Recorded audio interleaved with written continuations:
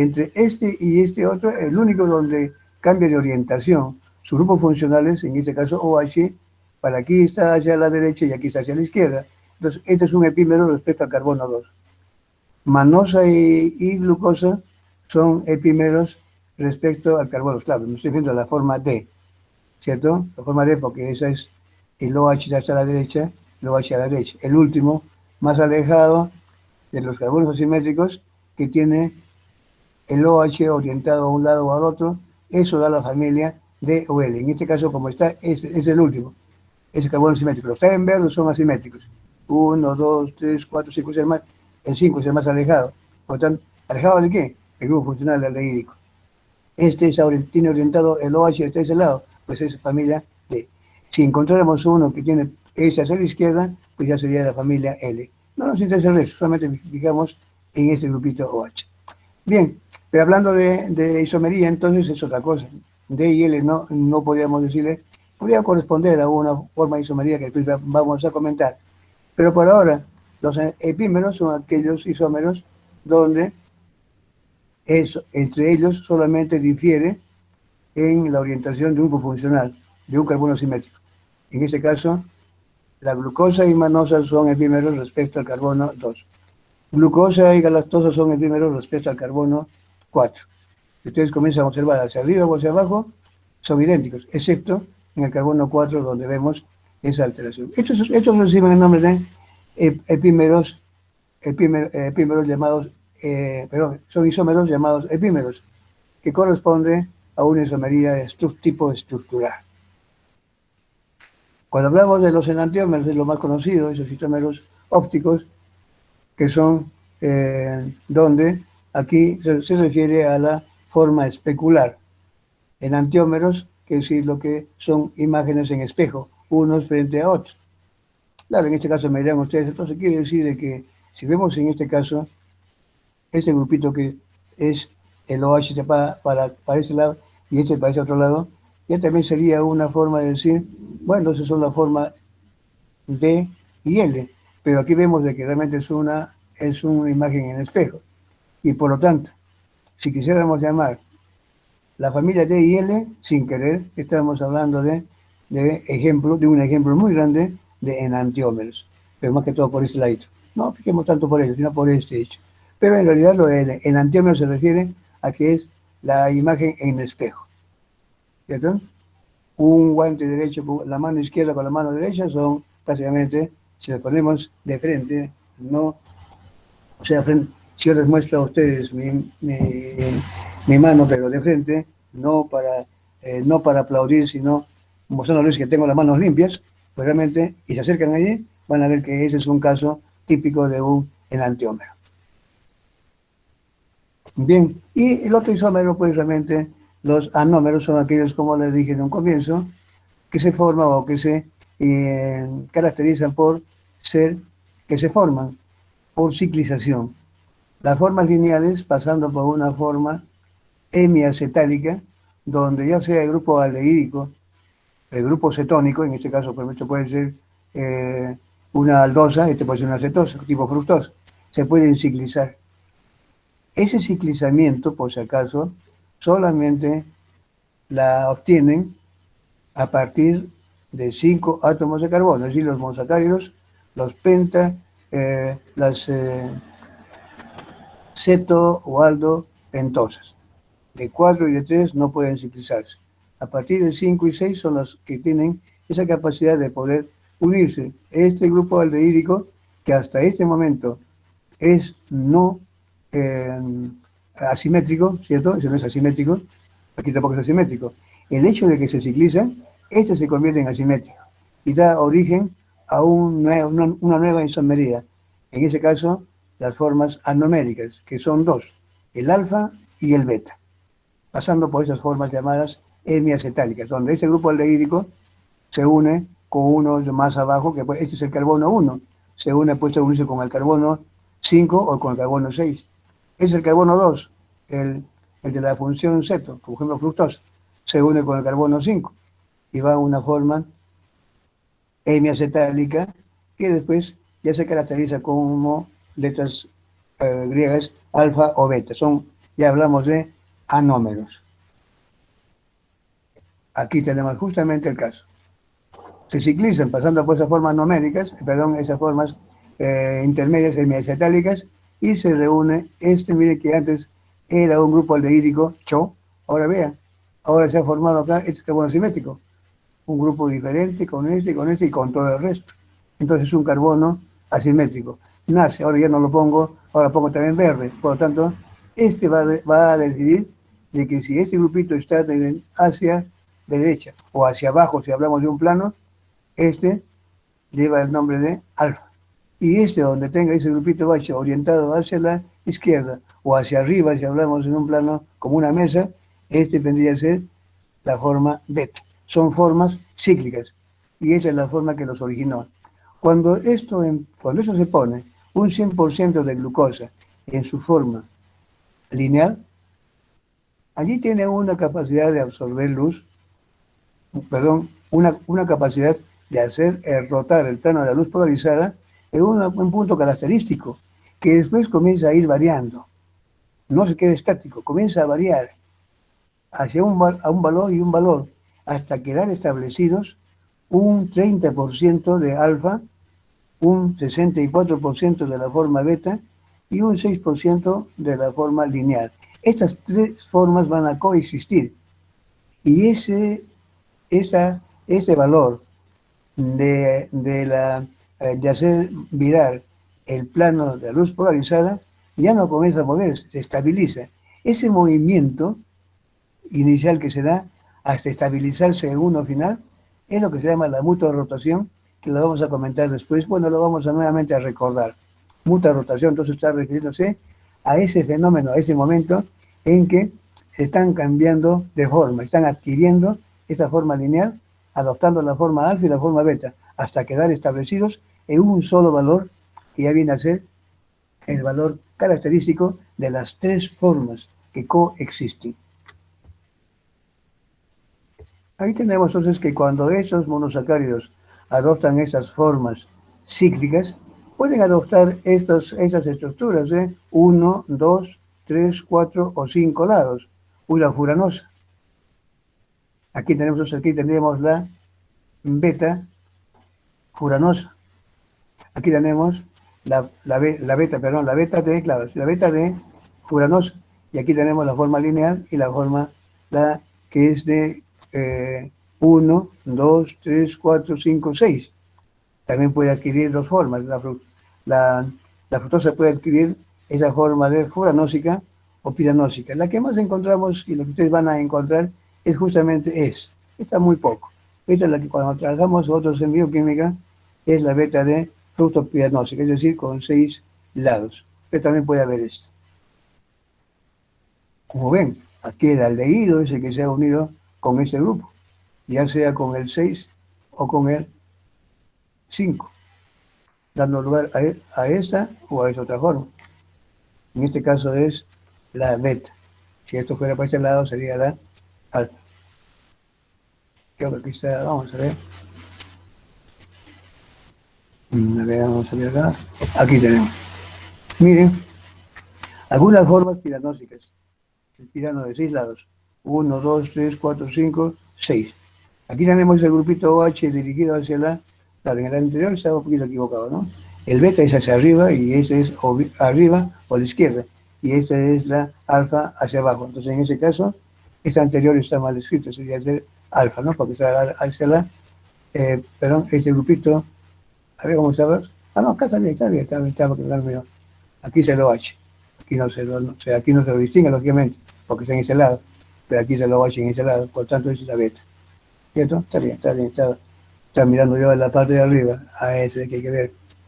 El que se ha convertido, antes no era asimétrico, ahora es asimétrico. Y aquí tiene este grupito OH orientado hacia ese lado.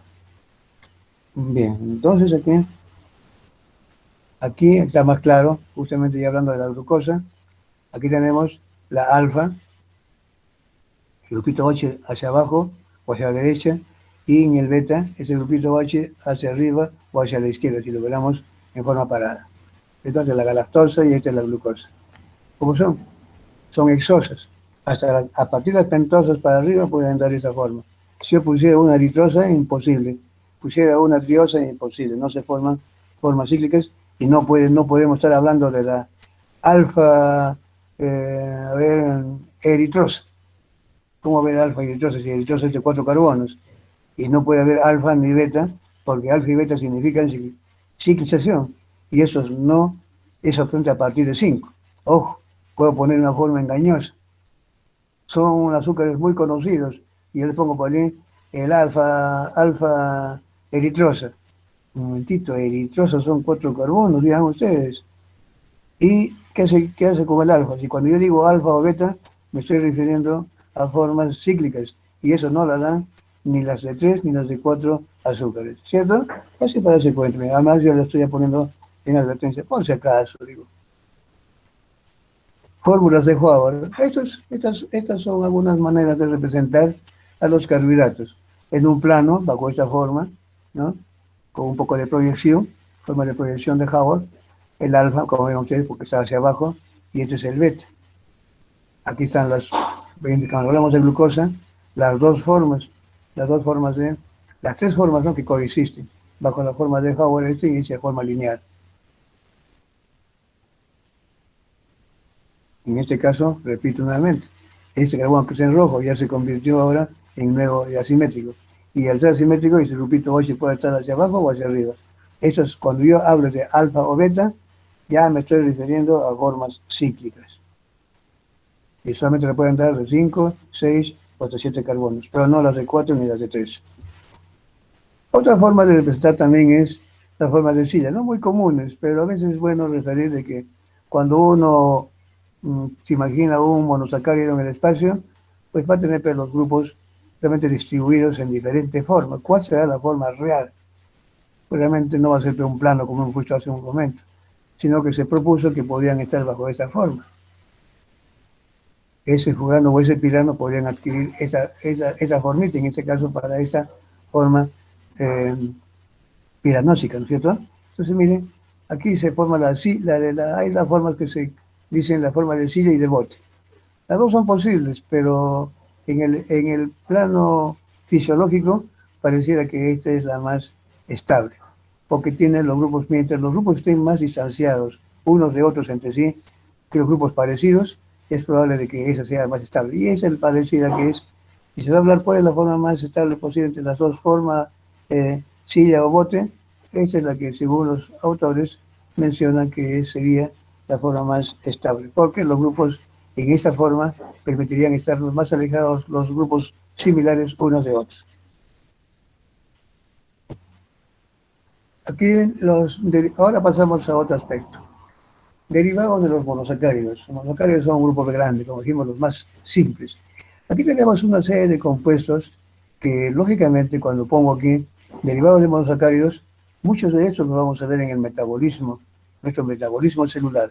Por ejemplo, uno de ellos, ¿qué nombre reciben los monosacáridos cuando estos reaccionan con alcoholes? Aquí he puesto, por ejemplo, el metanol, puede ser el etanol, cualquier compuesta que tenga un grupo OH. Por ejemplo, puede ser el mismo, los mismos esteroles. El esterol, por ejemplo, el colesterol, puede, con su grupo OH que tiene, puede reaccionar con una azúcar y formar el respectivo glicósido. En este caso, por ejemplo, aquí tenemos el metanol, se une con la glucosa, en su forma piranósica, con la glucosa a nivel de este grupo. Este grupo OH reacciona con este y al final se forma este derivado, el metil beta glicósido, o el metil glicósido simplemente porque sabemos que es beta, hacia arriba, ¿cierto? El beta metil glucósido, o también llamado glicósido, beta metil glicósido, o glucósido. Aquí también tenemos un grupo grande, de repente, cuando si fuera el etanol sería beta etil glucósido, ¿cierto?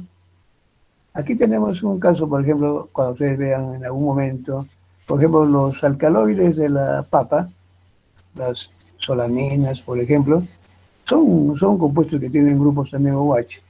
Reaccionan con carbohidratos y, por ejemplo, van a formar los derivados glicosídicos. Cuando ustedes hablen de los glicoalcaloides de la papa, pues realmente no son sino derivados glicosídicos, donde grupos de alcohol tipo esteroideos han reaccionado con un grupito, con este grupo, este u otro grupo de los monosacáridos. Entonces, por lo tanto, glicósidos son aquellos derivados de los monosacáridos que se forman por reacción con alcoholes. Claro que aquí yo les pongo de frente, aquí esto lo hacen siempre hay enzimas específicas que hacen que esto se una, ¿cierto? Hechos fosfóricos, estos son los compuestos que más nos vamos a topar. Cuando hablemos de metabolismo de carbohidratos, estos no se metabolizan mientras todos los veamos así, unidos al fosfato. El fosfato es un ácido y ese es un grupo alcohol. Ya saben ustedes que la reacción de un ácido con un alcohol pues forma el correspondiente enlace éster. Recuerden lo que hemos visto, los enlaces ésteres. Y este enlace éster fosfóricos son los que realmente van a caracterizar a estos azúcares.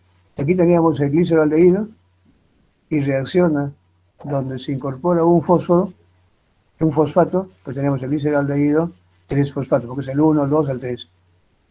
Si dijéramos que es la dihidroxiacetona, pues aquí tenemos entonces que al reaccionar en ese punto sería la dihidroxi, porque era 1, 2 OH, y esa es acetona. La dihidroxiacetona, en ese lado está el fosfato, se ha formado un enlace este.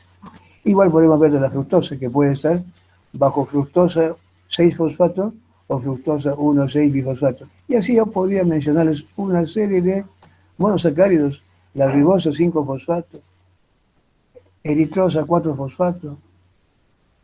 O sea, aquí estos ésteres fosfóricos los pueden formar cualquier monosacárido. Acá no hay que solamente a partir de 4. Los de 3, los de 4, los de 5, 6, 7, sean ceto o sean aldosas, ¿cierto? Son lo que más comúnmente los vamos a encontrar. Azúcares ácidos. ¿Qué son azúcares ácidos? Son aquellos azúcares que se forman por oxidación. Aquí pongo de algún átomo de carbono del monosacárido. En realidad, aquí de cualquiera puede ser susceptible, pero aquí hablamos de mención de preferencia, se obtiene por oxidación del grupo aldehídico, es decir, es el carbono 1 o el alcohol primario que vendría a ser el otro extremo. Estos dos que, por ejemplo, en este caso, si esto era glucosa, que tenía que haber puesto el grupo aldehídico, CHO, ¿cierto? HCOH, ¿cierto? Grupo aldehídico. Pues bien, este grupo aldehídico o este grupo alcohólico primario extremo son los que son susceptibles de oxidarse en presencia ya sea de ácido clorhídrico o óxido nítrico, que son agentes que pueden producir este proceso. Y por lo tanto, en este caso, si estos azúcares, si estos monosacáridos, en este caso glucosa, que es el ejemplo que pongo, se oxida solamente en presencia de un agente oxidante en el medio, como por ejemplo ácido clorhídrico, ácido nítrico, si aquí se oxida, el aldehído se convierte en grupo carboxilo, y ya estamos hablando de un azúcar tipo aldónico. Si es glucosa, el ácido glucónico. Si es manosa, manónico. Tienen esos nombres. Galactónico. Aquí tenemos en otro caso. Puede también que bajo ciertas condiciones un poco más drásticas, más enérgicas de medio ácido, no solamente el grupo aldehído se logra oxidar, sino también el alcohol extremo, grupo alcohólico. Y tendríamos los dos grupos convertidos en grupos carboxilos. Y aquí estaríamos hablando de un azúcar ácido tipo aldárico. Si es glucosa, glucárico. Si es galactosa, galactárico. Tenemos aquí, ¿qué pasa si se protege? En cierto modo, hay reactivos que pueden proteger al grupo aldehído y se permite que solo se oxide el grupo alcohol primario, extremo. Aquí tendríamos entonces que vamos a tener el tipo de azúcar ácido llamado urónico, donde este es el único que está convertido y este ha sido protegido y ahora se muestra como tal. son los tres tipos de azúcares ácidos que se obtienen por oxidación, ya sea en este caso del grupo aldehído o del grupo extremo alcohólico, dando lugar a ya sea aldónicos, aldáricos urónicos. Esto todavía puede, miren, aquí de estos azúcares vamos a tener el caso de que nos vamos a encontrar en algunos momentos con estos azúcares. Por ejemplo, este ácido gluconolactona lo vamos a encontrar en metabolismo de carbohidratos cuando veamos ya en bioquímica, en una vía que se llama vía de las pentosas fosfato. Es un adelanto que les digo, son ejemplos de azúcares ácidos. Aquí tenemos otro caso, el ácido glucurónico se convierte también en otro ácido gluconolactona. El ácido ascórbico, ¿quién no lo conoce? Es otro azúcar ácido derivado de glucosa a través de varios procesos enzimáticos, lo convierten en ese ácido ascórbico. O también ese que después se convierte en el ácido dehidroascórbico. Todos estamos hablando acá de ejemplos de azúcares ácidos. ¿Ven? Azúcares alcohol o alcoholes azúcares. Aquí tenemos el caso de cómo se obtienen estos azúcares alcohol. Por reducción, ya no es por oxidación, ahora es lo contrario. Por reducción con hidrógeno gaseoso. Se usa generalmente un catalizador metálico que ayuda a este proceso. Claro, en nuestro organismo eso puede ocurrir mediante enzimas, pero ya en la industria, in vitro puede hacerse con un catalizador, puede ser zinc o generados siempre en presencia de hidrógeno gaseoso.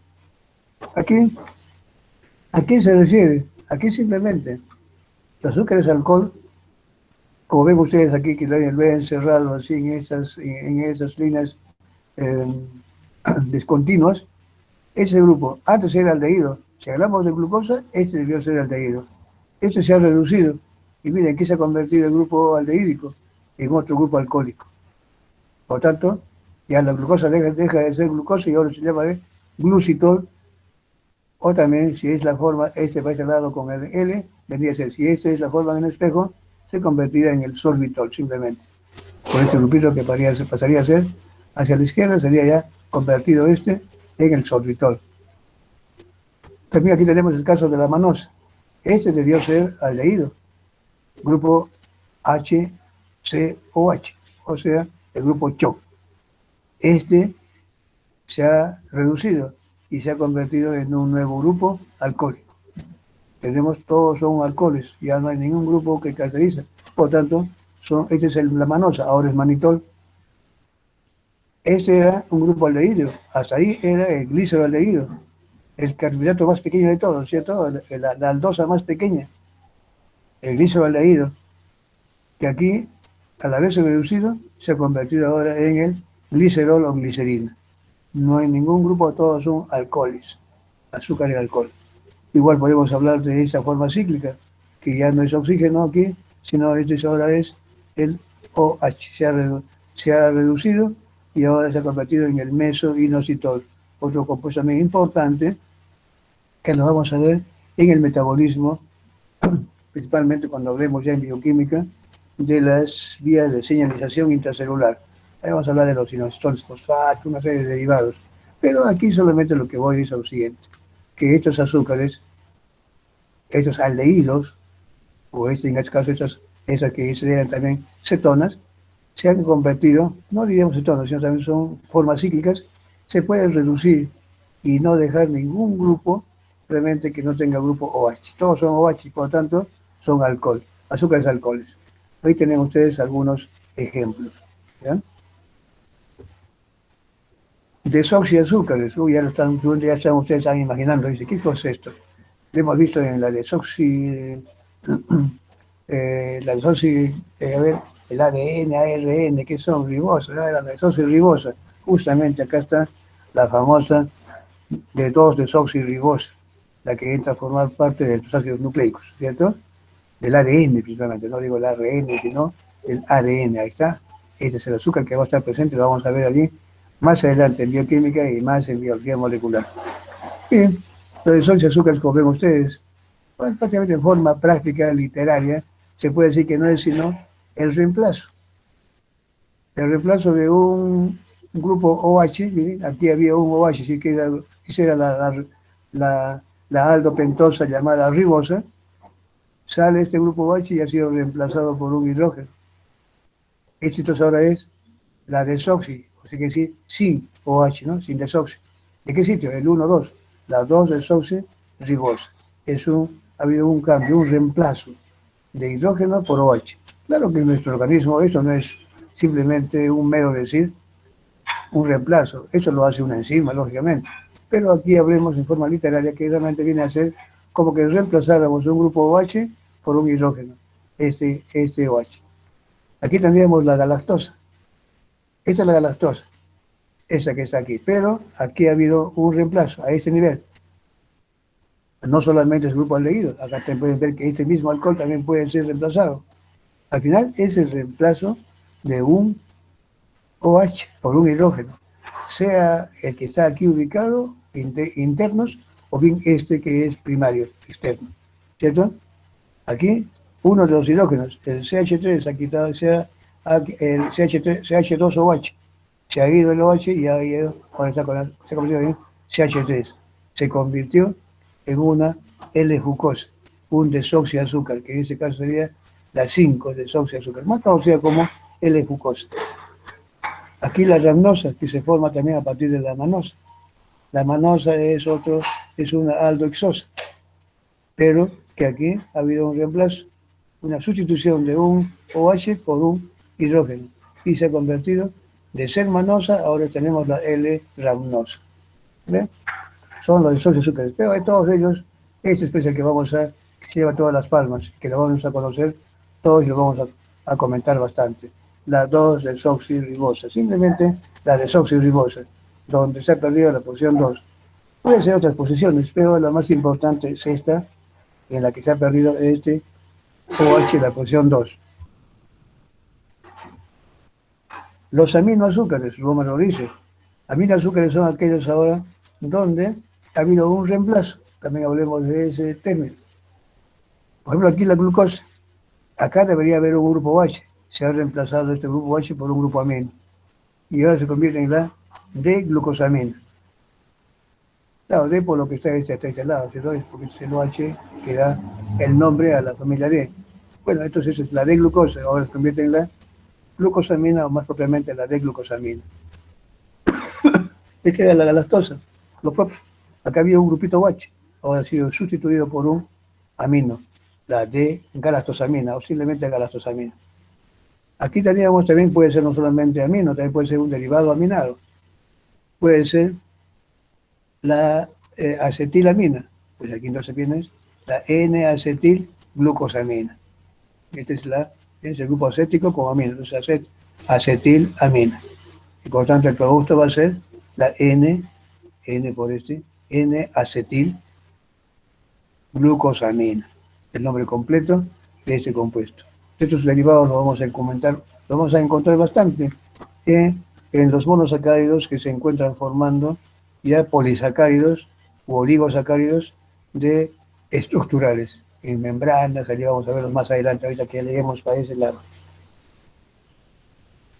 Ahora, eso cuando yo les pongo, aquí tenemos otro que es también muy conocido, son otros monosacáridos aminados, que en este caso ya tienen nombres mucho más complejos. Miren, la N-acetil, ácido neuramínico, el NANA, famoso NANA, el ácido N-acetil murámico. Este NANA lo vamos a ver mucho en la conformación de algunos lípidos, los llamados famosos gangliósidos, por ejemplo, son lípidos que tienen una porción, un oligosacárido, donde allí se encuentra principalmente este famoso NANA, que es un monosacárido. Todo eso lo hacen enzimas, lógicamente, no son simplemente, como dice, saco un OH y le pongo otra cosa. No, ese sacar y poner lo hace lógicamente en enzimas respectivas, que no es el caso aquí. Cuando hablamos de propiedades de los monosacáridos, esta famosa mutorrotación, que ya les había dicho antes, cuando la glucosa está en su forma, que puede haber 100% de la forma lineal, esta comienza a cambiar a variar estos valores, el más 112, que es característica de la alfa de glucosa, y el más 18.7 de rotación en el plano de luz polarizada para la beta de glucosa. Estas formas comienzan a ir variando. Cuando se pone en una mezcla que está, por ejemplo, en forma lineal, ahí esos valores comienzan a modificarse, comienzan a subir y a bajar, y eso se llama la mutorrotación. Ese movimiento, esa conducta de estar cambiando, moviéndose en el polarímetro, esos valores, hasta quedar establecidos en el más 52. Quiere decir que si yo puse 100% de alfa de glucosa, esta comienza a bajar, a bajar, a bajar, hasta más 52. Si pongo pura beta de glucosa, sería más 18.7. Este comienza a subir, a subir, a subir, hasta quedar en más 52. En este momento, ¿qué ha pasado? Se ha encontrado esta proporción. Están coexistiendo 30% de la forma alfa, 60%, 6% de la forma lineal y 64% de la forma beta, que es la que más predomina. En ese momento, esa proporción hace que esto se estabilice y ya no se mueva más en la lectura del polarímetro. Se queda en más 53.8. Ese movimiento se llama la mutorrotación y que no está significando sino estos pasos intermedios que llevan de la forma lineal, o sea, este pasaje, esta interconversión entre alfa, beta y formas lineales. Todo eso se manifiesta con eso de mutorrotación, hasta quedar estables. Relación con bases diluidas, en presencia de principalmente bases como el caso de hidróxidos diluidos, se puede hacer que estos monosacáridos puedan pasar por diferentes formas, pasando por N-dioles, glucosa, fructosa y manosa, o también manosa, regresar a fructosa y glucosa. Se puede jugar con todo esto. Antiguamente una forma de obtener fructosa, en forma comercial, en grandes cantidades, bueno, se hace en la actualidad. ¿Cómo se tiene fructosa? Justamente aprovechando esta propiedad con bases diluidas. ¿Para qué se usa tanto la fructosa? Como edulcorante. Hoy en día sabemos que esta fructosa es considerada como el dulce veneno, ¿no? Bueno, es por el problema de que acarrea, que su metabolismo conlleva a la obesidad. Pero muchas bebidas alcohólicas, gaseosas, son realmente hechas, edulcoradas todas con fructosa. Muchas golosinas con fructosa. Y esta realmente está muy dulce comparada con estas. Esta tiene un carácter de dulzor bastante elevado. Por eso se hace uso de este. En la industria se convierte otros monosacáridos aprovechando esta reacción para convertirlos en, por ejemplo, manosa y glucosa, convertirlos en fructosa, que esto se vende mucho, en la actualidad, lógicamente.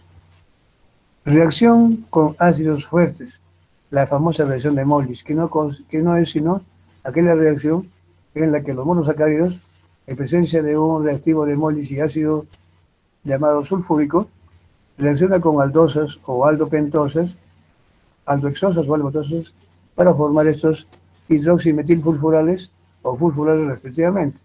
Estos son compuestos coloreados de color violeta o fucsia.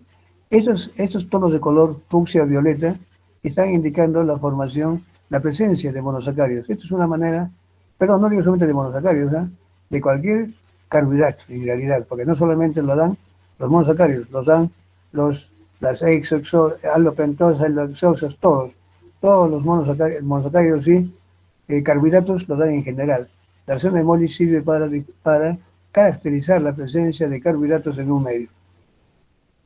Los almidones lo dan, el glucógeno lo da, todos con ese color característico, claro, con ligeros tonos de color, pero indican reacción de Mollis y la presencia de carbohidratos. En este caso, hablando de monosacáridos, los atribuimos con mayor razón, pero esto lo dan todos los carbohidratos. Poder reductor. Esto se lo deben al carbono. El carbono 1, que es el grupo aldehídico, que tiene un poder reductor. Es un grupo funcional altamente reductor, como ustedes lo deben saber por su curso de secundaria, el grupo aldehídico. Y recuerden ustedes también que el grupo cetónico, que cuando se cicliza, se convierte en un grupo aldehído nuevo, ese grupo que está con el OH arriba y hacia abajo, conservando un OH muy cerca, tiene carácter reductor también.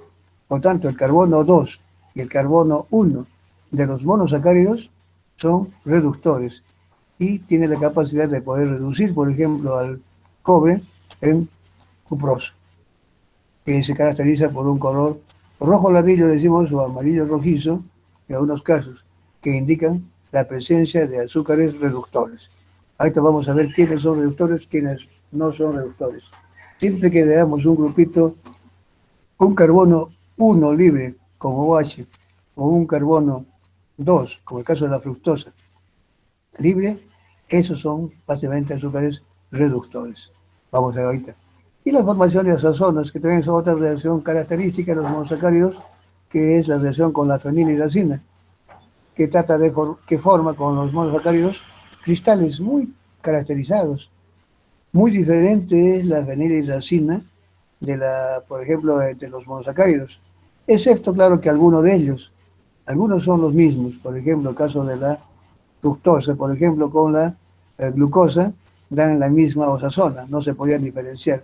Pero la gran mayoría de monosacáridos con la fenilhidrazina dan cristales que al microscopio se puede saber, con un patrón lógicamente previo, se puede saber frente a qué monosacárido estamos presentes. Esto es propio de monosacáridos, más bien. Ahora pasamos a otro, ya nos olvidamos aquí de los monosacáridos, lo dejamos en paz a los monosacáridos y ahora pasamos a ver los disacáridos, otro grupo grande de llamados oligosacáridos. Habíamos dicho que los oligosacáridos son aquellos carbohidratos que están conformados de 2 hasta 10 unidades de monosacáridos. Los más comunes, los más comentados son los disacáridos, aquellos que están constituidos de 2 unidades monocarbohidratadas. Bien, aquí tenemos entonces 2 glucosas. Cuando 2 glucosas se unen a través de un enlace glicosídico alfa 1, 4, porque vean, este es el carbono 1, 2, 3, 4, 5 y 6. Este es el carbono 1, 2, 3, 4, 5, 6. Entonces es el carbono 1 y el carbono 4. Este es el carbono 1, entonces por tanto es el enlace y está hacia abajo. El enlace alfa 1, 4. Este azúcar, este era cis-glucosa, este era aldehídico, conserva en su forma tanto lineal como en su forma ciclizada ese comportamiento reductor. Por lo tanto, por este grupo carbono 1 de ese disacárido, este también vendría a ser un disacárido reductor. No este, porque este ya se mató, como se dice, ya se maltrató, porque aquí tenía que tener el grupo O, esa tenía que ser función reductora, pero al haber formado, no, pero este todavía lo mantiene, por tanto, el disacárido, la maltosa, es un disacárido reductor. ¿De dónde se obtiene? Normalmente la maltosa se la obtiene de la degradación de los almidones, también del glucógeno. Recuerden que aquí hay amilasas que pueden haber cortado, estas son cadenas que pueden seguir para aquí y para aquí, grandes, decenas, centenares de unidades de glucosa. Pero si aquí por el azar cortó aquí y cortó aquí, se van a separar estos dos. Estos dos que se podrían considerar como productos de la digestión de almidones, de glucógeno, es la maltosa, donde dos glucosas se mantienen unidos por enlaces glicosídicos alfa 1,4. ¿Quién romperá esto? Pues vendrá una enzima que se llama ¿qué es maltosa? Vendrá la maltasa. Corta esto y se separan las dos glucosas. ¿Cierto? Son enzimas ya que hacen esto. Eso ocurre en nuestro tracto intestinal, durante la digestión de almidones y del glucógeno. La isomaltosa también son dos glucosas unidas, pero en este caso a través de enlaces glicosídicos alfa, porque están hasta abajo, miren, alfa 1, 6, porque es el carbono 1, 2, 3, 4, 5 y 6. El carbono alfa 1, 6. Se ha formado, entonces se llama ahora la isomaltosa. También, esto también tiene o no poder reductor, claro que aquí está, este no tendrá, pero acá sí. Es el carbono 1 y por lo tanto es el carbono reductor. Es otro azúcar reductor. ¿De dónde se obtiene este? Simplemente también recuerden que el almidón tiene dos cadenas. la amilosa y la amilopectina. La amilopectina, esta última, tiene puntos de ramificación y cuando se digieren, se pueden cortar aquí, se puede cortar aquí y se puede cortar aquí, dejando estas estructuras de dos glucosas unidas a través de tipo de enlace. Estamos frente a una isomaltosa. ¿Quién la romperá después? Vendrá una enzima también hidrolasa que la corta aquí. Una isomaltasa, podríamos decir, ¿cierto? En la enzima ocurre con otros mecanismos, son enzimas que hacen todo esto. Miren, esta es la lactosa, el azúcar de la leche. Está formada, también es un disacárido, muy común. Está conformada de galactosa y glucosa. Unidas por qué tipo de enlace, le llamé raro aquí está allá. Ese ya no será alfa, ahora está hacia arriba, pero sería el beta. Beta, porque es carbono 1, beta 1, 4. Entonces el 1, 2, 3 y 4. El 1, 4. Beta 1, 4. Esta es la lactosa. Yo les preguntar a ustedes, ¿tiene o no poder reductor? A ver, aquí no, pues el 1 está ocupado, pero acá está libre. Ah, muy bien, entonces este es el azúcar reductor. La lactosa es otro azúcar reductor. Aquí tenemos la famosa sacarosa, azúcar de mesa. Miren, el enlace es hacia abajo, alfa. ¿Y entre qué están unidos? Glucosa y fructosa. Es un disacárido. ¿Cómo están unidos? Entre el carbono 1 y el 2. Entonces el carbono 1, 2, 3. Este debió ser reductor. Uy, se echó a perder. Aquí también es reductor. Uy, ¿qué pasó? Que esta unión de la glucosa cara con cara, glucosa y fructosa, frente a frente, anuló este poder reductor. En conclusión, la sacarosa es un azúcar no reductor. Es el carbono, es 1, 2, 3, 4, 5, es el carbono 5, ya no. Este es el 1, 2, 3, 4, este no es reductor, es el carbono 1 o 2. Y aquí, lamentablemente, están unidos frente a frente y ese poder reductor se ha anulado. Por tanto, la sacarosa es un disacárido que no tiene poder reductor. La celobiosa. Aquí también vemos otro disacárido constituido de dos glucosas. Glucosas que se unen, pero ya no a través de enlaces glicosídicos alfa 1,4, entonces beta 1,4. Beta hacia arriba, ¿cierto? Y esto entonces 1 con el 4 de aquí. ¿Tiene o no poder reductor? Sí. Aquí tiene el grupito OH, que es la posición 1. Tiene poder reductor. Esta celobiosa, ¿de dónde viene? Normalmente esto no lo tenemos en nosotros. Eso es en los rumiantes, porque esta es un disacárido que obtiene en la celulosa, las glucosas están unidas a través de enlaces beta 1,4. Cientos de betas 1,4, cadenas lineales. Y cuando se digieren, pueden recortar acá, es la celulasa que viene a ser la enzima que degrada la celulosa, corta aquí y cortará acá. Usted puede haberlo cortado aquí, pero por suerte puede haber dejado dos, sin atacar este. Si no lo corta aquí, no lo corta aquí, pues realmente deja estos dos en enlace 1,4, beta 1,4. Y lleva el nombre de celobiosa. Y si quisiéramos decirle, si tenemos una celobiosa por allí, y le pedimos su poder reductor, sí lo va a tener por este. Aquí tiene poder reductor. Porque es el carbono 1, ¿cierto?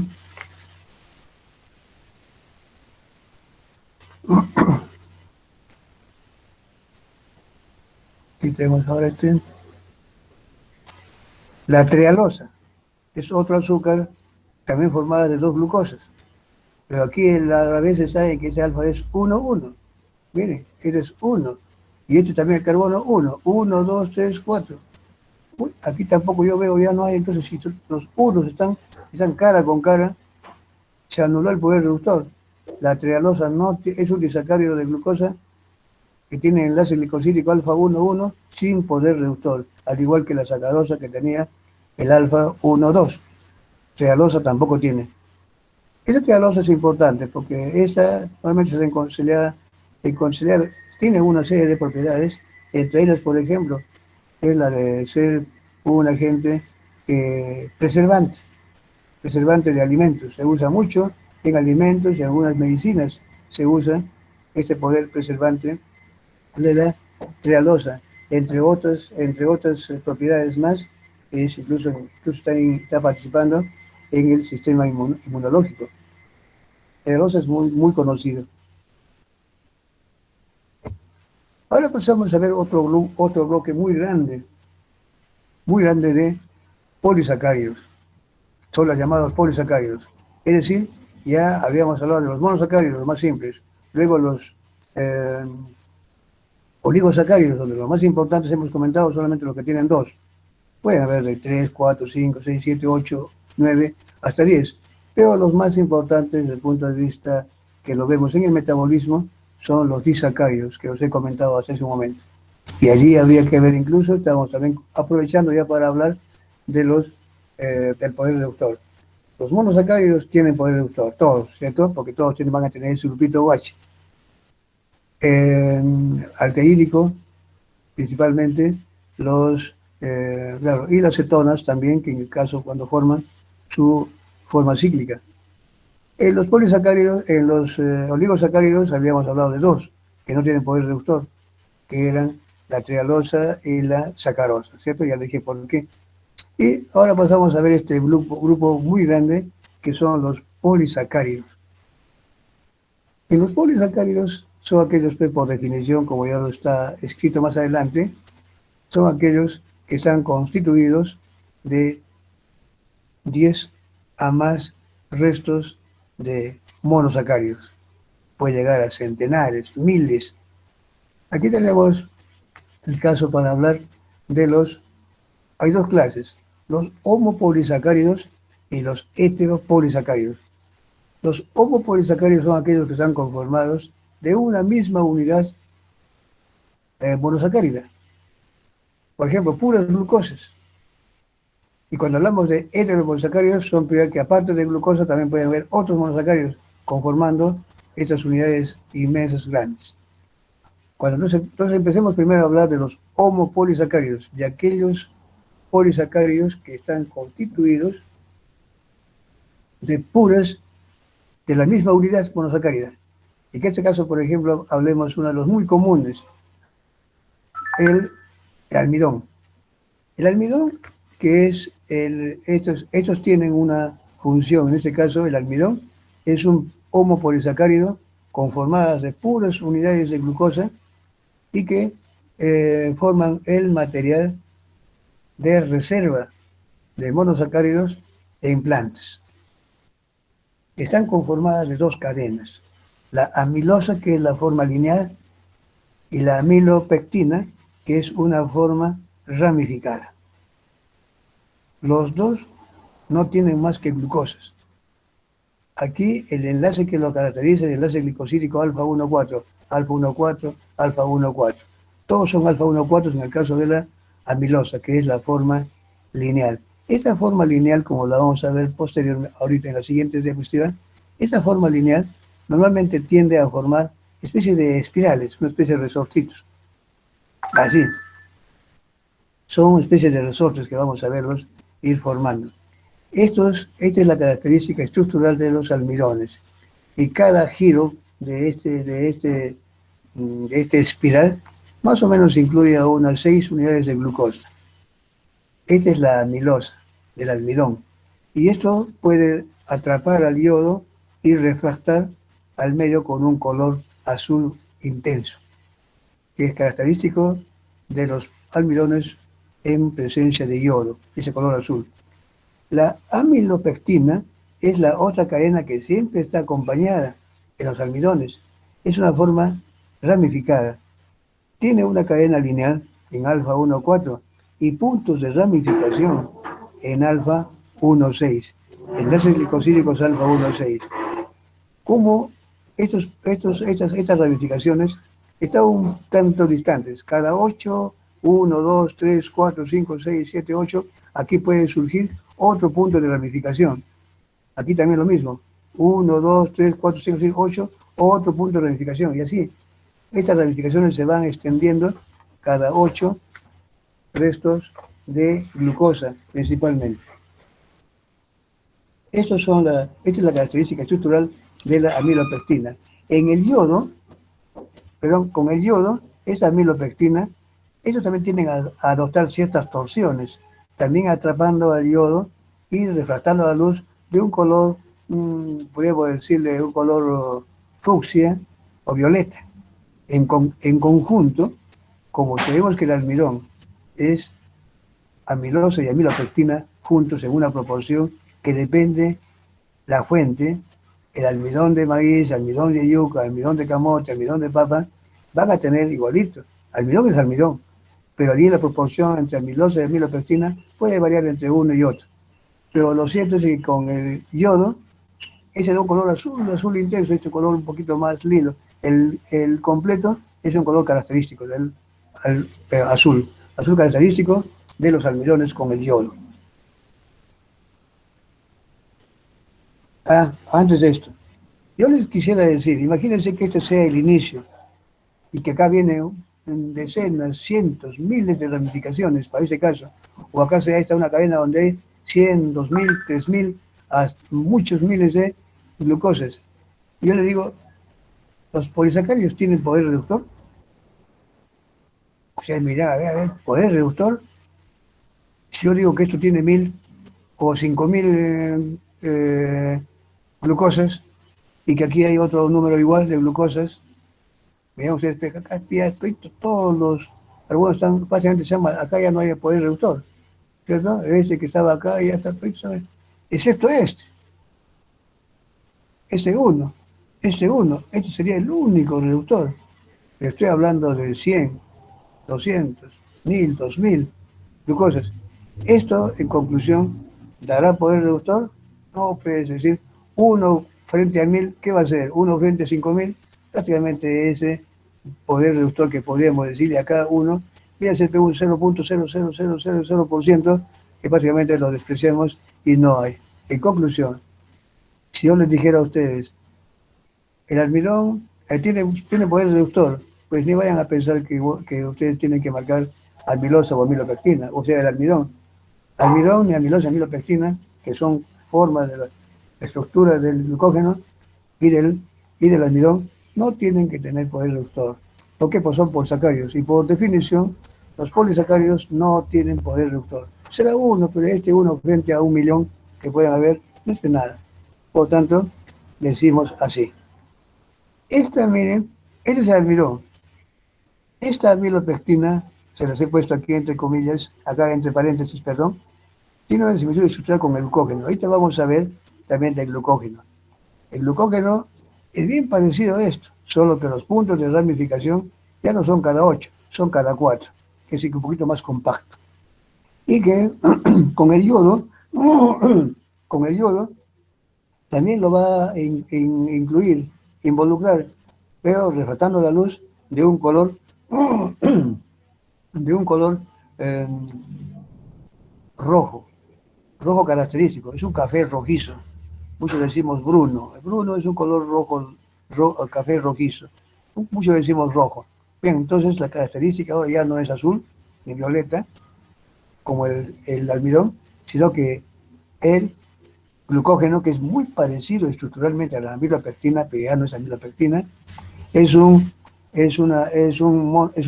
homopolisacárido de reserva en animales y que también se usa y que con el yodo da un color rojo, ya no el color azul que caracteriza a la mezcla de amilosa con amilopectina. ¿Ya? Ténganlo muy en cuenta eso que les acabo de decir. También tienen enlaces glicosídicos alfa 1,4 y alfa 1,6, porque tienen ramificación.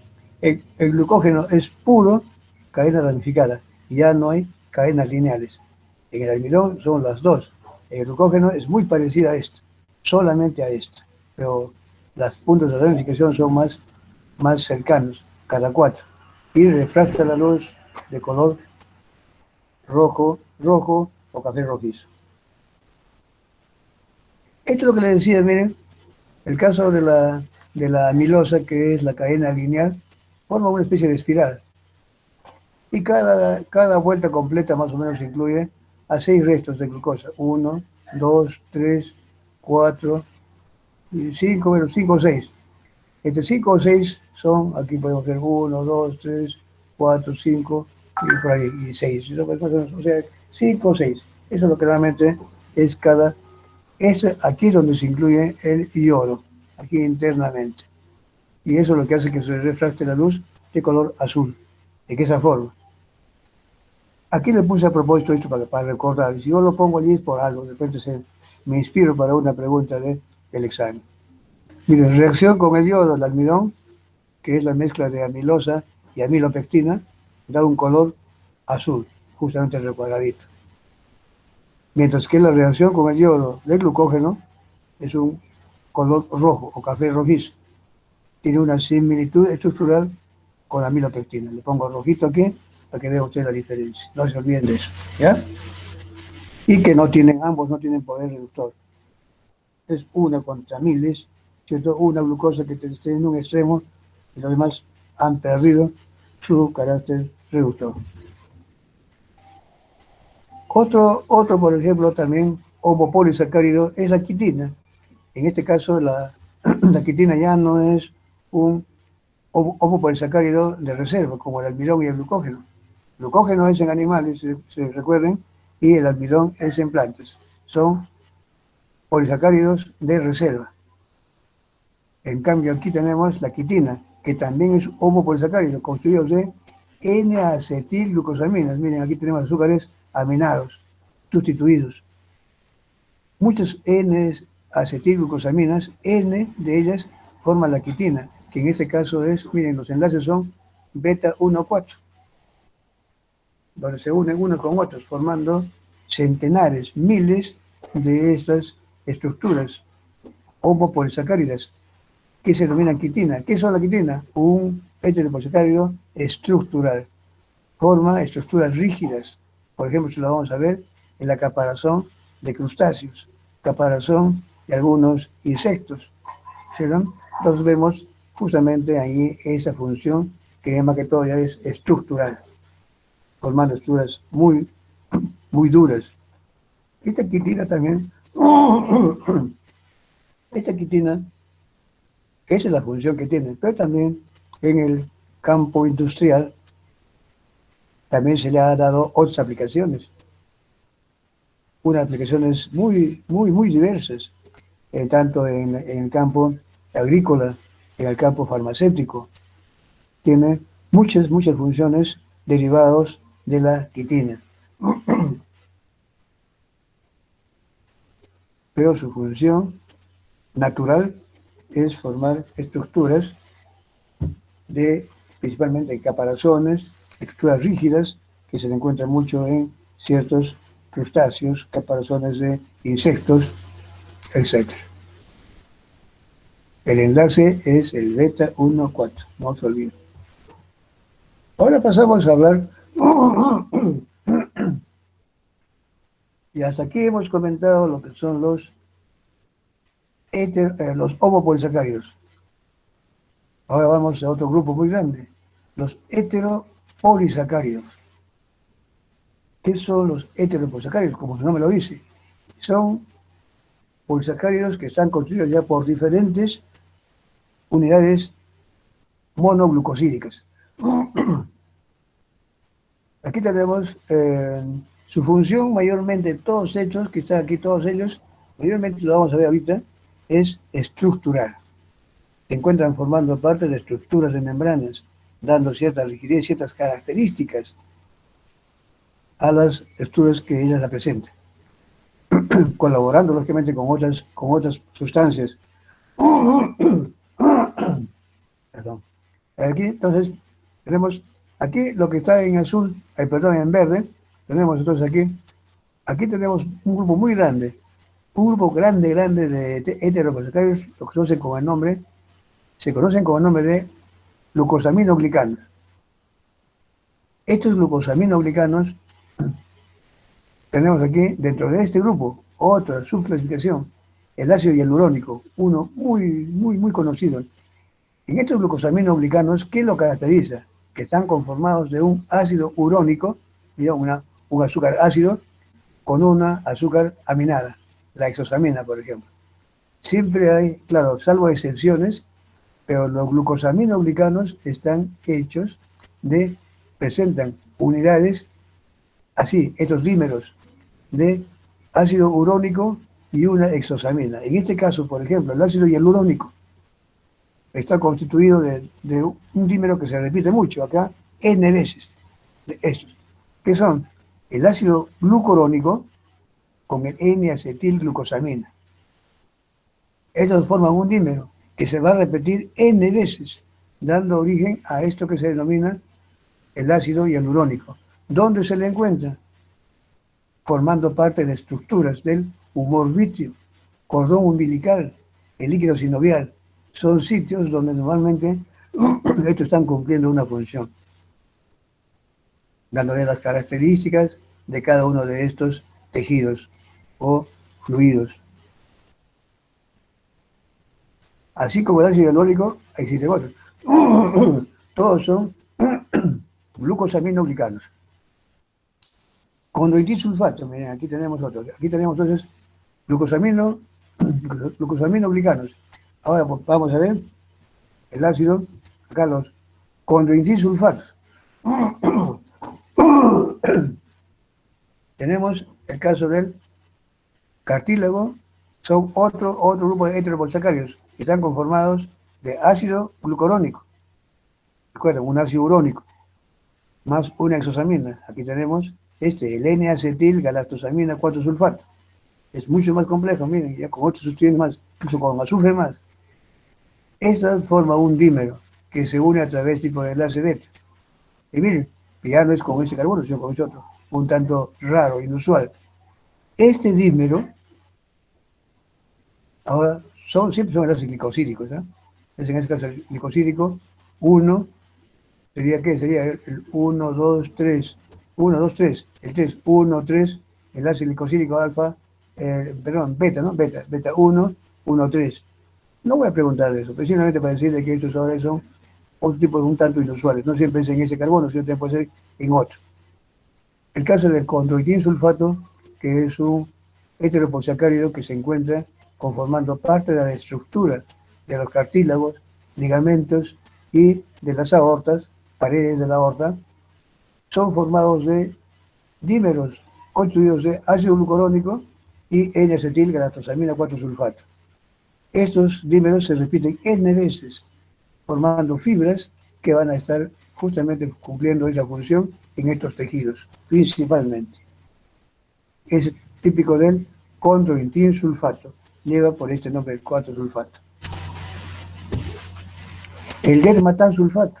Lo de dermatán es que se le encontró inicialmente en la piel, la dermis, pero también se le encontró en otros lugares, también formando parte de estructuras, contribuyendo a la estructura de ciertas partes estructurales de la piel, vasos sanguíneos y válvulas del corazón. Aquí tenemos el dermatansulfato y está constituido del ácido hialurónico y el ácido y una azúcar aminada. Tenemos el ácido hialurónico y el ácido N-acetilgalactosamina 4-sulfato. Este dímero también va a repetirse N veces, formando largas estructuras heteroposacáridos, porque este es un ácido y este es otro. Son diferentes, ¿cierto? Y propio del dermatán sulfato, llevan esos nombres. El queratán sulfato, acá tenemos más de una excepción. Ya no hay un ácido urónico aquí, acá debería haber siempre un ácido urónico. En este caso es la excepción. El queratán sulfato son formados de dos dímeros, perdón, de dos unidades diméricas constituidas de galactosa y una exosamina. Aquí es la excepción, ya no es un ácido urónico, no es un galactrónico, por ejemplo, para que sea propio de este grupo, sino aquí es la galactosa, que es unida a través de un enlace glicosídico beta 1, 4, con la N-acetilglucosamina 4-sulfato. Y este dímero se va a repetir N veces, formando centenares, miles de unidades, dando lugar al queratán sulfato. Y es la que se le encuentra muy comúnmente formando parte de las estructuras en la córnea y también en los cartílagos.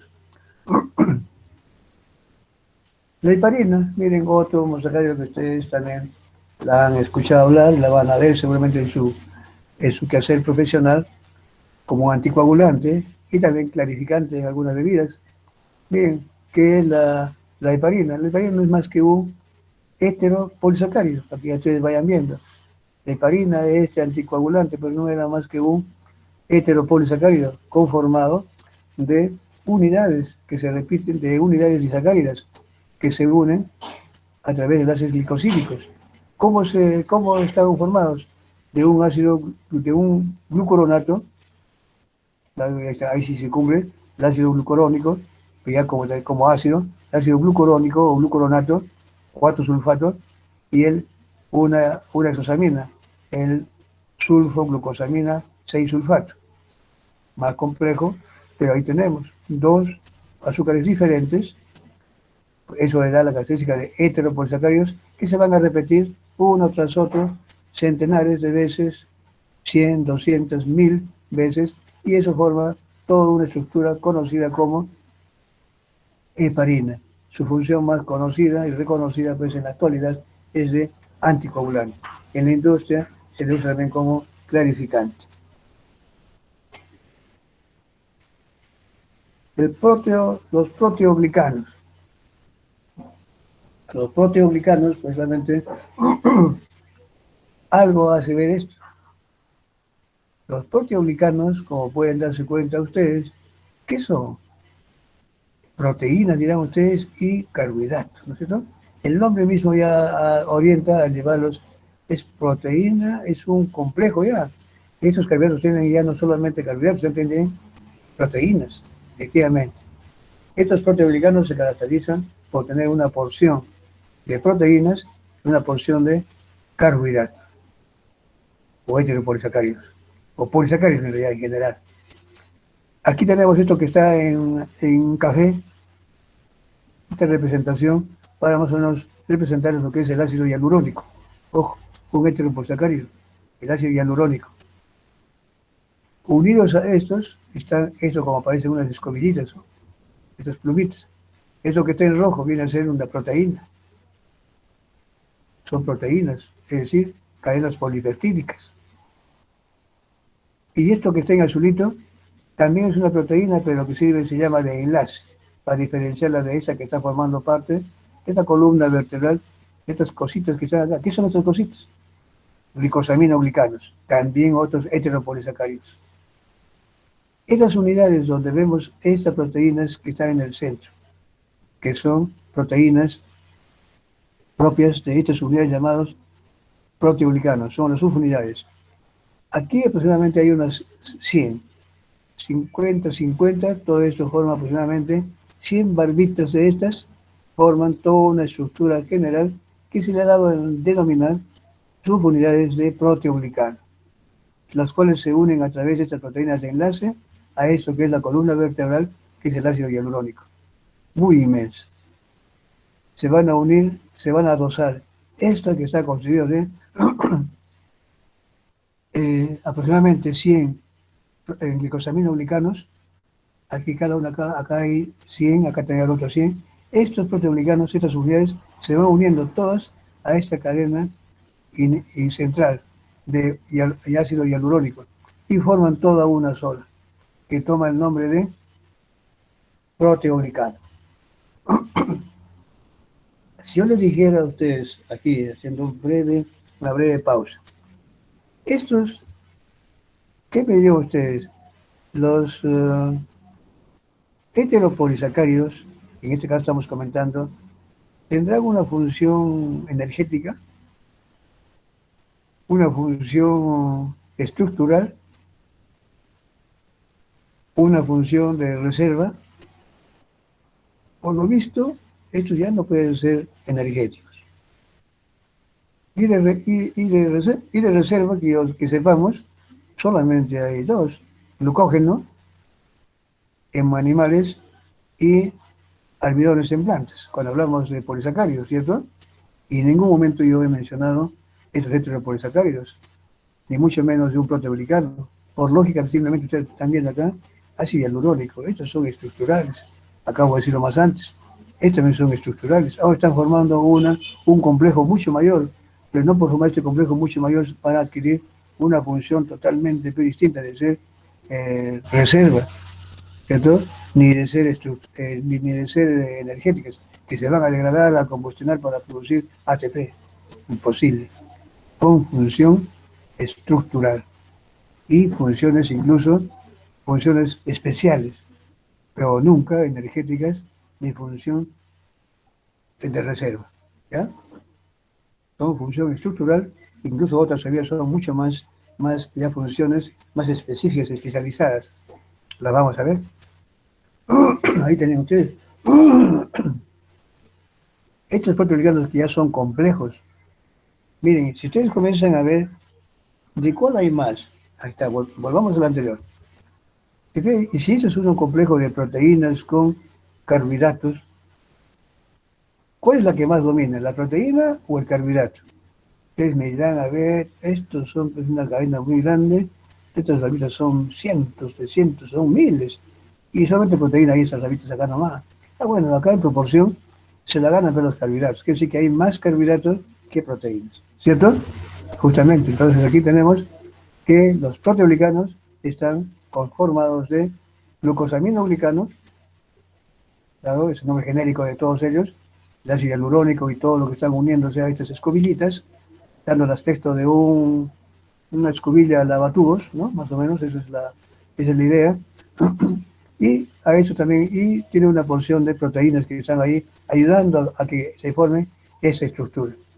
Son los proteoglicanos. ¿Qué función y qué características tienen? Son componentes de la matriz extracelular. Son los que dan la característica rígida o forma de una célula. Debido a su estructura polianiónica, pueden unirse. ¿Por qué digo polianiónica? ¿Dónde está lo anión? Vamos a ver. Veamos que aquí no se ve, pero hay que ver de que aquí tienen proteoglicanos, ¿cierto? Ácido hialurónico. Pero vamos a ver qué cosas son proteoglicanos. Comenzamos a ver acá. Aquí tenemos esto, miren, aquí está. Ah, acá tienen sulfatos. Sulfatos. Más acá. Sulfatos. Estos sulfatos, justamente cuando están en medio, está como SO3 o SH, es SO3, estos se cargan negativamente. Entonces, estos azufres de los sulfatos son justamente los que le confieren a esta molécula una carga aniónica. Recuerden, son cargas negativas, ese sulfato. Entonces, debido a la estructura polianónica, dice, esas cargas negativas, estos pueden unirse a policationes y cationes como el sodio y potasio.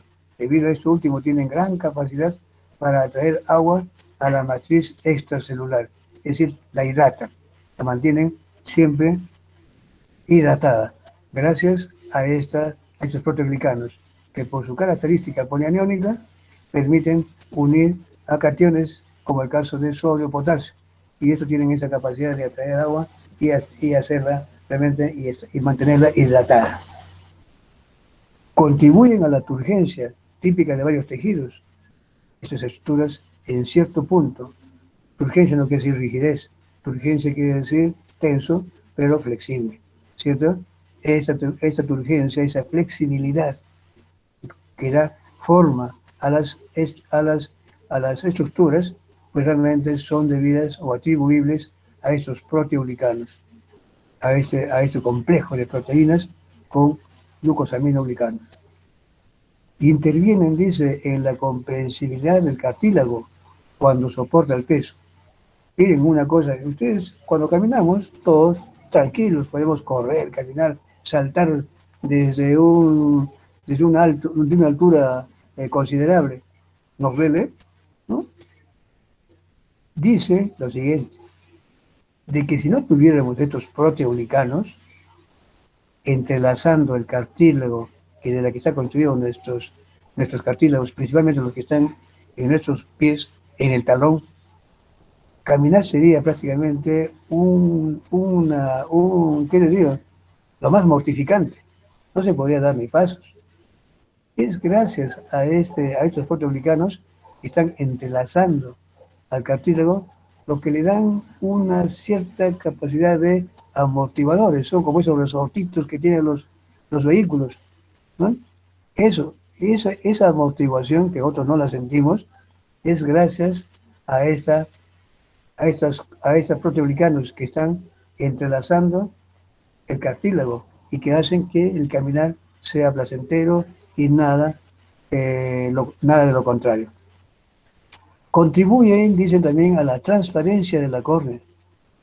La transparencia de nuestra córnea, que a veces puede tender a, a ser opaca, en caso de cataratas. Justamente esa transparencia la dan los proteoglicanos. Otro, como componente de las membranas plasmáticas, lo dije hace un comienzo, pueden actuar como receptores. Hay muchas, claro, cuando hablamos de receptores, mayormente receptores son proteínas, pero esas proteínas están para funcionar como receptores, también requieren la colaboración, la participación, la contribución de glucosaminoglicanos, perdón, digo mejor de proteoglicanos.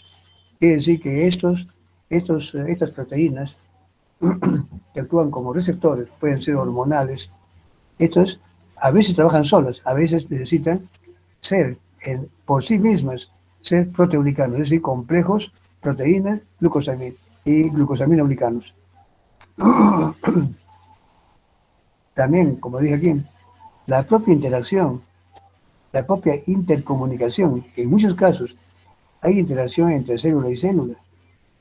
Esas interacciones, en muchos casos pueden ser para intercomunicarse, en otros casos simplemente para adherirse unos a otros, son provocados, son atribuibles a los proteoglicanos.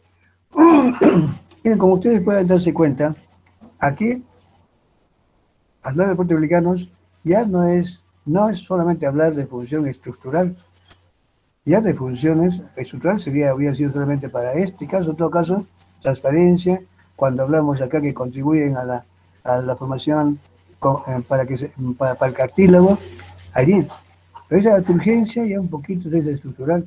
Pero cuando hablamos de esta función y cuando hablamos de esta otra, ya son funciones especiales, ¿cierto? La transparencia, la participación como componente de las membranas para participar como receptores o interacciones entre célula y célula, ya no son funciones estructurales, tienen funciones que podríamos decirle, funciones especiales en términos generales, ¿cierto? Y miren, todo eso forma parte de monosacáridos, en este caso, este grupo muy grande llamado proteoglicanos. Y finalmente vamos a este otro grupo, las glucoproteínas o glicoproteínas. Las glicoproteínas o glucoproteínas, como muchas veces lo llaman, yo a veces lo llamo de preferencia cuando me refiero en general, hablo de glicoproteínas para referirme a carbohidratos. Y si digo gluco, ya me estoy refiriendo más que todo a la glucosa. Pero algunos autores lo llaman de manera indistinta. Las glucoproteínas o glicoproteínas, estos también son otro grupo de heteropolisacáridos, conformados por un oligosacárido, que vamos a ver, que es esa que está en azul, conformada de 1, 2, 3, 4, 5, 6 y 7. ¿Cierto? 1, 2, 3, 4, 5, 6 y 7. 7 hasta 8. 8 componentes que forman este oligosacárido. Generalmente son 7. 7 azúcares que forman un oligosacárido unidas a una proteína. Si digo 7 y una proteína que tiene realmente cientos de aminoácidos, ¿qué es lo que más domina aquí? Ahora es lo inverso de lo anterior. El proteoglicano era más carbohidrato que proteína. Acá ahora es lo contrario. La proteína domina más que el carbohidrato. Entonces aquí la proteína se ve beneficiada y está adosada a ciertos oligosacáridos y eso le da funcionalidad. ¿Cómo qué funciona? Desempeñan una función estructural, es decir, función estructural. Son componentes de las paredes y membranas celulares, dice aquí. Eso es lo más importante. Esa sí es netamente una función estructural. Las mucinas desempeñan una función lubricante. ¿Recuerdan que en un comienzo le había dicho, entre las tantas funciones que tienen los carbohidratos, también habíamos hablado de la función de lubricante y protectora? Pues aquí justamente la función lubricante y protectora de los carbohidratos se está refiriendo a este grupo de carbohidratos heteropolisacáridos conocidos como glicoproteínas. Pueden actuar como moléculas de transportadoras. Aquí en realidad, exactamente transportadoras, ¿qué es lo que hacen? Muchos eh, estructuras conocidas como glucoproteínas, complejos, mejor dicho, de proteínas con monosacáridos, actúan como moléculas transportadoras. Quiere decir que la proteína, si a esa proteína que puedo aquí señalar, si esta proteína tiene una función de transporte, le quitamos, por ejemplo, por ejemplo acá, a la transferrina. La transferrina es una proteína que se le conoce como transportadora de fierro por la circulación. Pero esta no funciona sola. Si a esta transferrina le quitamos esta porción, este oligosacárido, por más que sea transferrina, esa no va a unir nunca al fierro y no va a cumplir su función. Entonces, la transferrina es una glicoproteína. Es decir, una proteína que trabaja, tiene función siempre y cuando esté unido a este oligosacárido. Igual ocurre con la célula plasmina. Es otra proteína que transporta el cobre. No trabaja transportando como cobre si es que no está como glicoproteína, es decir, proteína más su oligosacárido.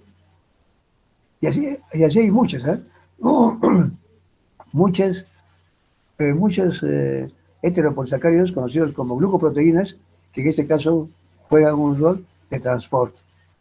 Algunas son hormonas. En realidad, también es lo mismo. Algunas glicoproteínas son hormonas, es decir, me refiero no al carbohidrato, sino al complejo.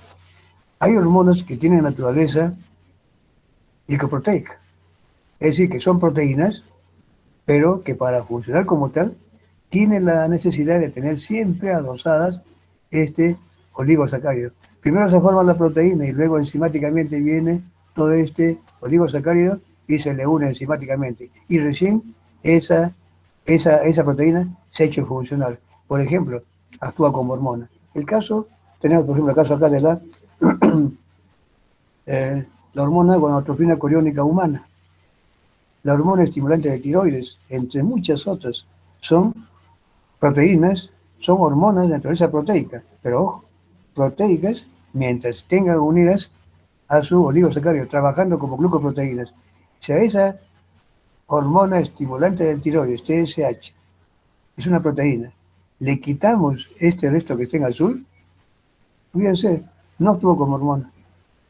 Tiene que tener obligadamente la necesidad, marchan de la mano. Su función es siempre trabajar como glicoproteínas. Y entre estas hay muchas otras. Otras glicoproteínas pueden actuar como enzimas. Un ejemplo tenemos la fosfatasa alcalina. ¿Qué son enzimas antes de esto? Enzimas son catalizadores biológicos. Son proteínas que tienen la característica, diferente de otras, son enzimas que tienen la característica de acelerar un proceso bioquímico. Todo nuestro metabolismo está plagado, tachonado, por así decirlo, de proteínas que tienen esta característica, es decir, acelerar nuestros procesos bioquímicos, haciéndolos compatibles con la vida celular. Pues bien, muchas de estas enzimas, como el caso de la fosfatasa alcalina, también requieren, claro, la gran mayoría solas, trabajan solas o con otros cofactores, pero algunos de esos cofactores, estos ayudantes, tienen que ser oligosacáridos, que se unen. Un caso especial es el caso de la fosfatasa alcalina, que es una enzima que para funcionar como tal, acelerando su proceso bioquímico, tiene que estar siempre unida a su oligosacárido, es decir, trabajando como glicoproteína. Si se le quita su porción de carbohidratos, esta no trabaja como tal. Es su cofactor, podemos decir, su ayudante, su colaborador número uno. Y así como esta, hay muchas otras. Claro, no todas, pero un buen número de enzimas son glicoproteínas. ¿Qué más falta? Bueno, todavía, bueno. Y aquí, bueno, como ven ustedes, este tema es realmente una introducción una visión general de los carbohidratos desde el punto de vista de estructura y función, y algunas características de algunos, como ven ustedes, de lo que corresponde a unos derivados, que lo van a ver ustedes ya en el curso, sí, de bioquímica. Esto les digo así que no, no se asusten de todas estas cosas que les estoy mostrando. Todas esas cosas, así como lo he hablado, eso mismo yo voy a atender a preguntarles. Ojalá que muchas de esas cositas puntualicen ustedes, fíjense bien, repasen estas diapositivas que ahí he dejado. Yo casi no acostumbro a poner muchas letras en las diapositivas, pero dado el hecho de que aquí eh, se trata de este sistema ahora virtual, nos han recomendado que hagamos diapositivas con un poquito más escrituras, para que así también ustedes se ayuden a estudiar y a comprender. Pero aparte de eso también estamos proporcionando estas separatas o esta bibliografía para que ustedes puedan reforzar, pero no para que se confundan, por si acaso. Es para reforzar. Lo que no lo pueden haber entendido aquí, lo buscan allí y ahí van a ver que es sencillo y no hay nada de otro mundo. Y lo más importante, que lo que siempre pretendemos de ustedes es de que vean que la bioquímica es muy bonita, que la parte química es la base para comprender la bioquímica. Química de carbohidratos, con esto yo creo que tienen a ustedes ya una idea cuando hablemos de glucosa, que cuando hablemos de la fructosa 6-fosfato y todos los derivados ésteres, van a ver que esto, la bioquímica, cuando hablamos de carbohidratos, justamente va a hablar de ello. Ya lo tenemos que pararnos y decir en qué, si me estarán comprendiendo o no. Entonces, esto es, lo que quiero indicarles es de que el tema de carbohidratos es la base para que comprendan ustedes el metabolismo de carbohidratos, que sí verdaderamente es la parte de la bioquímica que van a ver ustedes en el próximo curso que viene en el siguiente semestre. Y que ojalá pues también ya sea de manera presencial.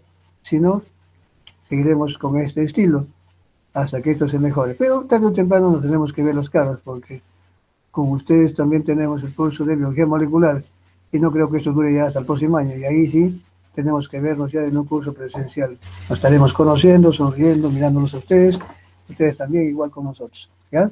Pero miren, todavía falta tiempito, no sé que aquí más que todo reforzaré algunos conceptos de inicio con respecto a lo mismo. Tenemos tiempo, así que no hay problema. Voy a repasar un poquito desde el comienzo de carbohidratos. Voy a hacer unas preguntitas, de paso que también ya los pongo, como se dice, filos, para que den su pasito, que entre el transcurso del día mañana, a través del doctor Juan Aquino, yo les voy a hacer llegar para que tomen el quiz de evaluación continua. ¿Listo? No se preocupen. Todo es sencillo. No se rasquen la cabeza, no se asusten, y para eso estamos nosotros, para alentarlos. Miren, aquí como les decía, ¿qué son los carbohidratos? Pues simplemente son biomoléculas que caracterizan a los seres vivos, de allí su importancia. ¿De dónde viene el nombre de carbohidratos? Bueno, es de una observación original, que cuando hubo un cierto parecido de que por cada carbono había una molécula de oxígeno. 6 carbonos, acá había 6 moléculas de agua. Entonces, carbono, agua, ahí viene el nombre de carbohidratos. Pero eso realmente, como dije, ya se desbarató, porque hay sustancias que, siendo carbohidratos o siendo ese tipo de glúcidos, realmente no responden a esta fórmula. Y otros que, siendo, tampoco responden a esta fórmula. Pero la gran mayoría sí, eso es cierto. La gran mayoría responde a este de que por cada carbono normalmente hay una molécula de agua. Si hay 5, acá también habrá 5, acá habrá 10 y así. Pero eso, como dije, es solamente viene el nombre se quedó y así lo tenemos hasta ahora. ¿Por qué se estudia? Por las funciones. Siempre que estudien algo, más luego van a estudiar también seguramente ustedes lo que son lípidos. Bueno, ¿qué son lípidos? Le dan la definición. ¿Y por qué estudian ustedes? Porque ya en base a las funciones que estos tienen. Conociendo la estructura, uno puede derivar ya prácticamente qué función tiene. Y la función tiene que ver mucho en nuestro metabolismo celular. Función energética se refiere a aquella cuando, por ejemplo, el caso de la glucosa, que se degradan hasta que esto se convierta hasta CO2 y agua, pero de paso, liberando gran cantidad de energía.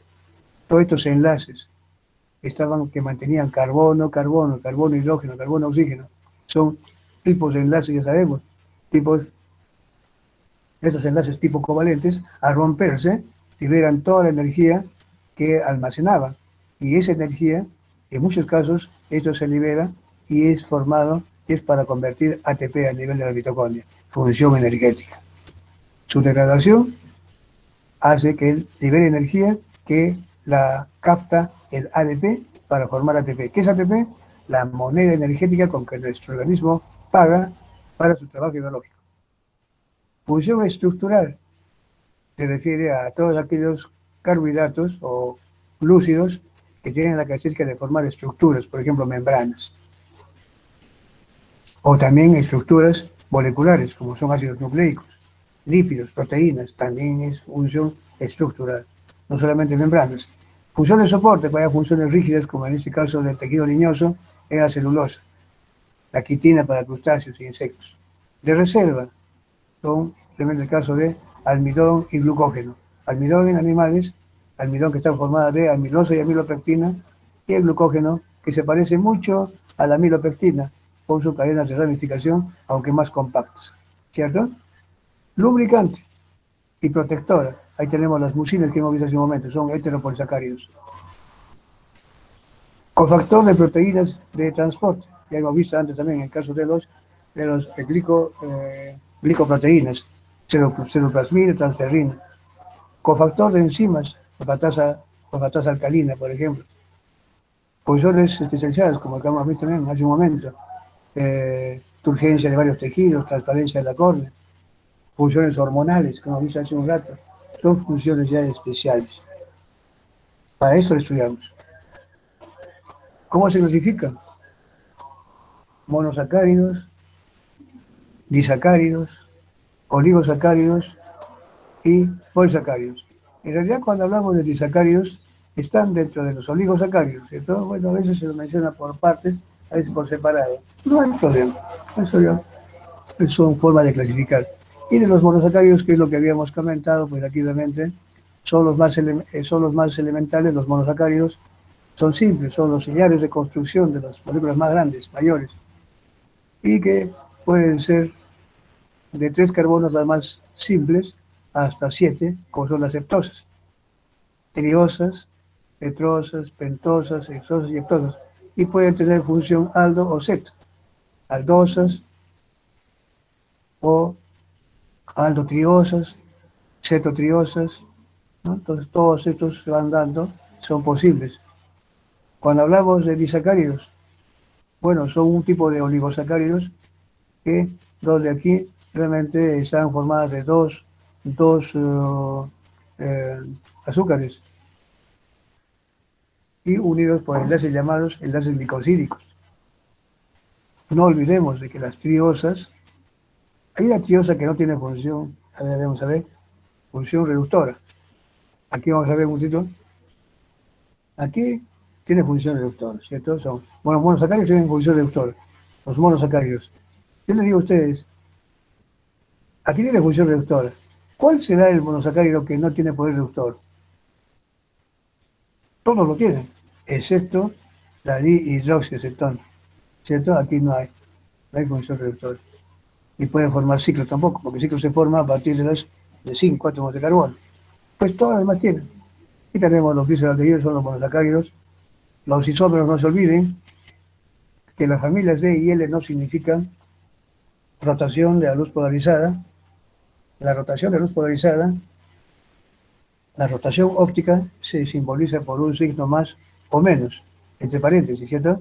Este es, por ejemplo, en este caso, este es un lego rotatorio y este es un resto rotatorio, pero D y L no significan eso. Miren, aquí hay una familia D que sin embargo es lego, y aquí tiene un L que tiene también negativa, o acá hay un L y es dextro, o sea que por tanto D y L no significa dextro, ni eso significa lego. Son familias configuracionales. D y L obedecen a este hecho. Son familias que responden a esta orientación del grupo OH del carbono asimétrico más alejado. Si está hacia la derecha es D y si está hacia la izquierda es L. ¿Ya? Nada más. Eso es. Nos faltan 3 minutitos. Que ser preciso con la hora para no fallar a nadie, ni a ustedes, ni tampoco a las autoridades que nos vigilan esto. Ya tampoco no es cuestión de abusar de ustedes, ¿cierto? A ver, aquí tienen toda la familia. Esto por si acaso no vayan a ustedes estar pensando que ahora cómo va a ser esto, nos van a martirizar con esto. No, olvídense, esto solamente para decirles cómo es la familia, así como hay de los D, también hay otro igual que acá, de los L. Y por lo tanto, si acá hay 8, en total habrá cuántos isómeros habrá de las posibles entre D y L de los carbohidratos, en este caso de las hexosas, serán 16. En el caso de las cetosas serán solamente 8, porque allí no se da, como en este caso, no juega con todos los carbonos. Ustedes comienzan a sacar la cuenta, pero no van a encontrar más de 8. Entonces, miren, acá tenemos que como sumando aquí esos carbonos HCOH y luego HCOH, HCOH, van a ir sumando de 3, aquí son de 4, de 5 y de 6. De todos estos, este es el más importante, el gliceraldehído. De este, la eritrosa es el importante. De este, las pentosas, el importante es la ribosa, la araginosa y la silosa, que se la va a encontrar en algunas vías metabólicas. Lixosa no la vamos a ver normalmente en el metabolismo. Estos son los que vamos a encontrarlos. Acuérdense de esos nombres. Pentosas, lixosas. ¿Quiénes son pentosas? Aldopentosas, cetopentosas. ¿Quiénes son aldos y cetos? ¿Cierto? Eso es lo importante. Igual acá, ¿no? Acá tenemos todos son aldosas, son aldohexosas, ¿cierto? Entonces aquí lo más importante, ¿cuáles son? Alosa, altosa, ¿no? Glucosa, sí. Manosa también. Acá, hilosa, galastosa también. De todos estos, ¿cuál es lo más importante? Estas tres, ¿qué son? Aldohexosas, galactosa, manosa, glucosa. Las más importantes, ¿cierto? Y de las hexosas, ¿cuáles son las más? De las cetohexosas, ¿cuáles son las más importantes? ¿Y qué decir de la fructosa? ¿Cierto? De las cetopentosas, las ribulosas y ulosas. Las dos vamos a encontrarlas en la vía de las pentosas fosfato. Aquí la eritrulosa también la vamos a ver. Más que todo eritrosa no. Si yo digo eritrosa, ya es algo. Si digo eritrul, significa la posición ceto. Claro, con algunas excepciones. Generalmente, cuando se llega a las hexosas, ya no hay la palabra ul. Hasta las pentosas, lo ul significa ceto. A partir de las hexosas ya no. Por ejemplo, la fructosa no le decimos fructuosa, nada, fructosa. Aquí simplemente pero digo, no sé, acá no se olviden que de las hexosas más importantes es la fructosa. Es importante, importantísimo. La solubosa también un poquito. Eso es lo más importante. Luego, pues, no olvidar qué son los isómeros. Y ahora sí estamos en la hora. La isomería estructural, los isómeros, lo que son epímeros, lo que son anómeros y lo que son enantiómeros. No se olviden, de eso yo voy a preguntar. Así que tengan muy presente, no sin asustarlos, sí, estudienlo tal como les he dicho, así de sencillo, nada difícil. Bien, señores, creo que con esto hemos concluido, lento, creo que sí lo vean también ustedes, despacio, sin atropellar a nadie, y decirles que Química Médica es un curso sencillo, fácil, para que ustedes lo comprendan y lo vean con gusto. Así que, por favor, estudien, es el consejo que les doy, y buena suerte. Ya el examen creo que se viene el día sábado o el domingo, no sé cuándo es, pero les deseo lo mejor. Por mi parte no hay problema, yo preguntas, como os he dicho, espero que me las respondan. Denme esa satisfacción de ver todas mis preguntas con buenas respuestas y acertadas. ¿Listo? Muy bien, señores. Eso es todo. Gracias y buena suerte para el domingo. Cualquier cosita, ya saben, me la hacen llegar a mí o a través del doctor Aquino. Muchas gracias. Hasta luego con todos. Gracias, doctor. Hasta luego, hasta luego. Gracias, doctor. Hasta luego, doctor. Gracias. Hasta luego, hasta luego.